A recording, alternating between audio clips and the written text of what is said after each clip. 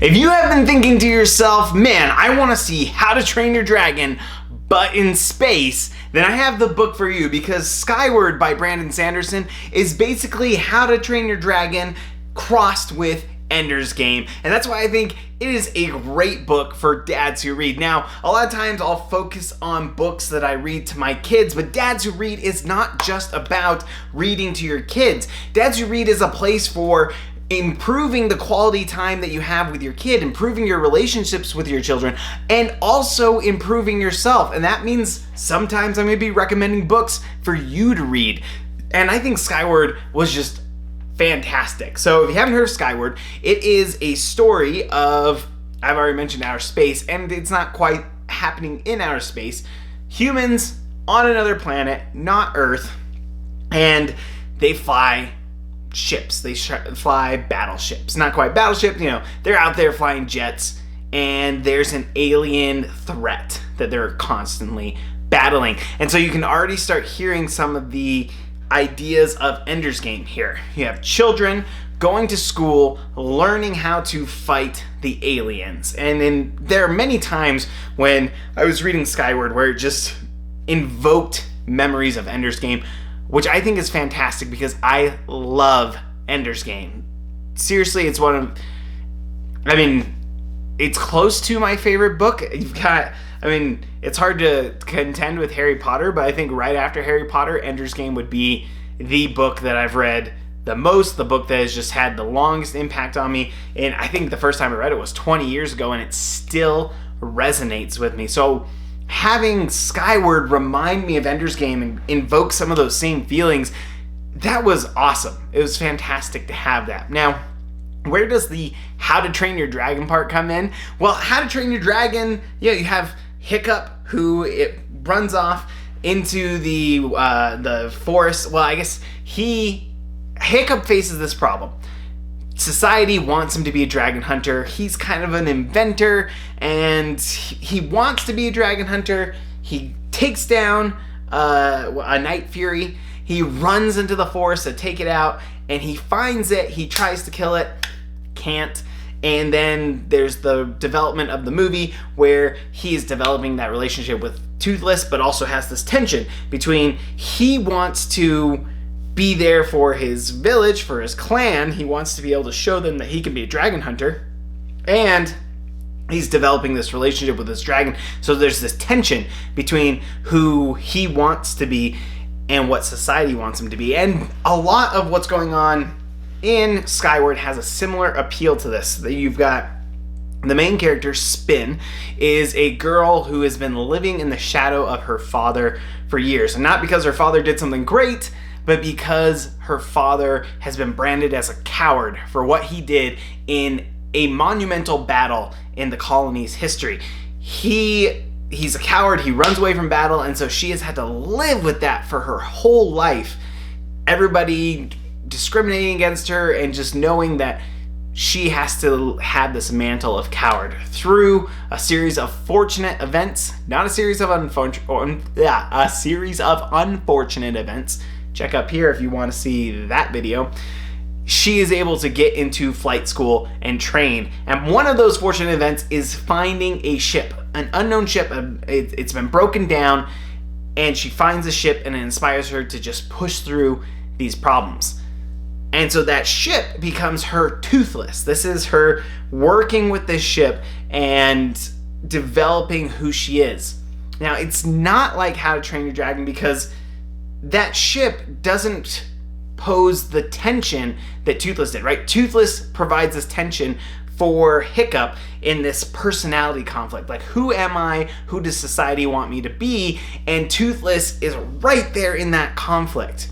This ship, there's not that much conflict. There's never this kind of threat of, you have this ship, and if you don't let people know about this ship, then you're going to be in trouble, or once you're exposed, suddenly you're going to be in this terrible position. I just never got that tension there. I never got that source of conflict from her working with this ship, which I think is actually fine. It might even be a strength of this book, because the tension comes from who she is, living under this brand of coward. That's what society has put her as.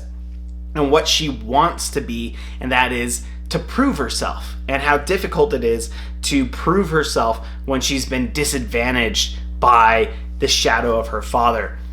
It is that's the basic plot. You've got this alien threat. Another nice thing about this, something that again reminds me of Ender's Game, is that the alien threat is not the central conflict. It's there, it's the setting, but it's not the conflict. You never really have that connection between this is the character's main source of conflict and the aliens. Just like in Ender's Game, like the buggers in Ender's Game were not Ender's main source of conflict. It was him against the Battle School administration. Same thing. You have Spin fighting against the administration in Flight School and just the entire fleet. That is the main source of conflict. It's her getting through that. One of the surprising aspects of this book was that it is high stakes. Like, this is not just some soft book where like everyone's fine. No, like people are dying. People die in this book. Let me just warn you going into this. Nobody is safe. That character you're starting to love probably dies by the end of the book. It's just crazy the stakes that are there, which as you go on, it's not like, oh, okay, there's like that one time where somebody dies so that way we can create some stakes, make it feel serious. No, like people keep dying and stakes keep happening. Things keep going where you're like, man, at any point, like really, these threats are real. The stakes are high at every point. I think, there were so many points where it was executed really well, where you're like, oh, okay, like this chapter is ending that way. I believe it. And then you turn to the next page and you're like, oh, okay, phew, things are fine. I love that it had high stakes like that. Another thing that was nice, I don't know if you have read a Brandon Sanderson book before. Let me know in the comments below if you like Brandon Sanderson and what your favorite books are. I've read multiple of his books. He's the author I've read the most of lately, though I still haven't read any of his, like The Way of Kings or that whole series. It's just a little daunting for me right now. But I might venture into it because I've enjoyed his books so much. The way Brandon Sanderson sets up his books, it's usually like a bunch of dead ends. So the characters are going, they hit something, okay, it brings up this interesting question, you keep going, okay, question, like all these questions come up throughout the book, and then right at the very end, all of a sudden, like all those questions, all those things that were just seemingly unrelated just tie together right there at the end, and it happens like it just hits you. And sometimes it can be hard to get that. People call it the Sanderson Avalanche. I've seen Brandon Sanderson himself write and call it the Brandon Avalanche. A friend called it the Bravalanche. I think that's like the best term. That's what I always have. And so you sometimes just get hit with that right at the very end, which can be exciting and it's satisfying.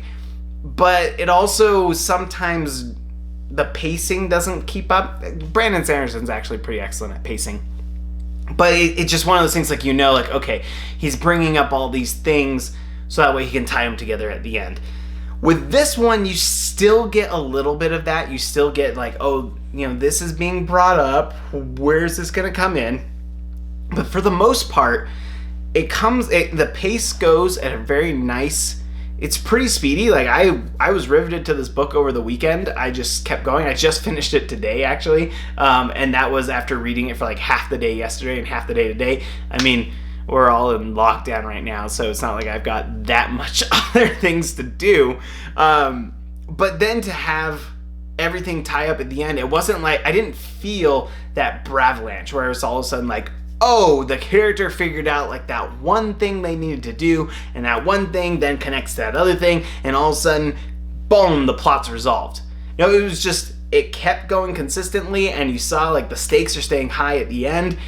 You have those stumbles, you think, oh, what are they going to do? What are they going to do? And then you can kind of see, you kind of anticipate how this is going to be resolved, but I didn't feel that Bravalanche. I didn't feel like, oh, okay, like, man, I just feel like I'm getting hit so much right here at the end. I just felt like it hit that fast pace and that good pace early, and then it just maintained it into the finale, And that made it much more satisfying, I think, than the typical book where all of a sudden I'm just being overwhelmed by the last few chapters. Fantastic. So I got this on the Kindle. I had checked it out in the library. The sequel, Starsight, just came out last year, so it's been more popular and more in demand. And so my regular library, I had to put a hold on it. And I put a hold on it a few days ago because I knew this is a book that I wanted to keep reading. But then today I was like, man, that was such a satisfying book. I want to get to Starsight. And so then I checked out my other library. It turned out they had it available. And that's why I'm making this video right now, because I want to give my thoughts before I go and read Starsight, so that way you have that raw feeling. So if you're interested in the Starsight review, I'm gonna give it. Let me know in the comments below. But I guess I should go, is this a good dad read? Now, obviously, I'm glowing about this book right now. So yes, I think it's a good dad read. But let me point out a few points of this book that make it like a really good book for dads. First of all, Brandon Sanderson, he's a pretty accessible writer, and the pacing, because his writing is pretty direct and clear and has good humor, like, it's never a drag to read his books. There's some books that, Lord of the Rings, man, those books, it just always feels like I'm trying to drag myself to read them. And it's not entertaining, especially when I've got so many other things to do. I don't want to have to force myself to read. So it's nice when a Brandon Sanderson book comes along and reading it is not a chore. Second thing that's nice about this book is fundamentally the tension is a relationship between a daughter and her father, and not in this kind of conflicted way. It's she loves her father, and her father, isn't present, but that memory of her father is ever present. And I just like those relationships between a father and children. That's one of those recommendations out there for dad reads, is looking at those relationships. Speaking of this daughter, let's get to the third point on a strong female character. Now, strong female characters, what I hate about strong female characters is here is a woman who can just kill as much as the other men, and it's just trying to give, making James Bond a woman, right? Like that, I don't want to see that character in, I don't want to call strong female character somebody that's just as bad as a man, but now a woman. What I like about this is that I always felt like Spin was a relatable character. Even as a man, as I'm reading this, I feel like, women have, girls, my daughters, if they read the books I'm interested in, if they're reading Ender's Game, they're going to have to connect to Ender.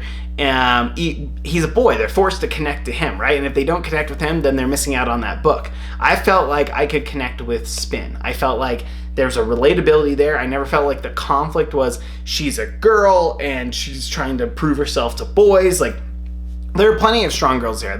The gender issues, they're probably not non-existent, but they weren't just slapping you in the face the reason why this girl is a good character is because she's a girl in a world dominated by men. No, a lot of the powerful figures in this are women, and it's never in a way that's trying to create division between men and women. That's what I think it is. I don't like these stories where a strong female character is somebody who is just in a world divided between men and women. I like that you can be a strong female character and work together with the men in the book and with the other women in the book. And I think that worked out great here. And I think that's one of those things I look for in the books that I want to recommend to my daughters when they get older, is here are examples of women who are strong characters and work as a team with other people and not always defined by the conflict of who they are and who others are. So there are a lot of things about this book that I loved. Like I said, I've already got the next book lined up. I'm probably, right after I finish filming this, I'm probably just going to go up and start on it because it was good. I definitely recommend it. So if you're interested in more reviews about books that dads should read, please subscribe and also check out the videos I have right here on books that dads should read and also books dads should be reading to their kids. We'll see you next time on Dads Who Read.